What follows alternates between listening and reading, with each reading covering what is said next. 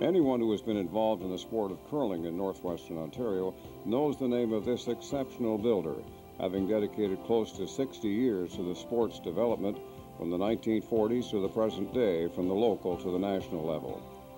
First getting involved with curling as a participant in Fort William in 1942, it was not long before Len Cameron was contributing his talents at the board table, becoming the treasurer of the Fort William Curling Club in 1944.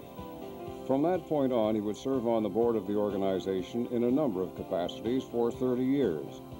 Appointed president of the club in October of 1953, he held the top position until 1957, the longest term of any president in the club's more than 100-year history. It was during his tenure in office that the club experienced growth, both in terms of membership and expansion, moving from the original 6 sheets of ice to the present 8-sheet facility.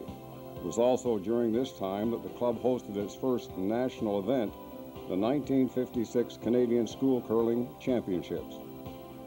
Elected to the executive of the Northwestern Ontario Curling Association in 1957, he served as this region's group's president from 1961 to 1963 and remains active with them today.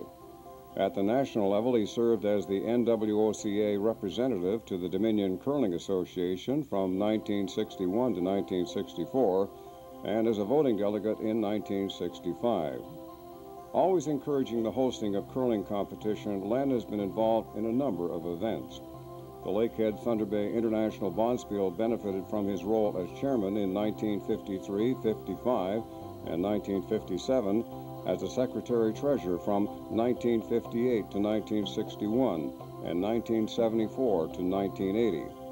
When the Dominion Curling Association held the Strathcona Cup, which had curlers from Scotland compete against clubs across Canada in 1957, 1965, and 1975, Len provided his many skills to these events.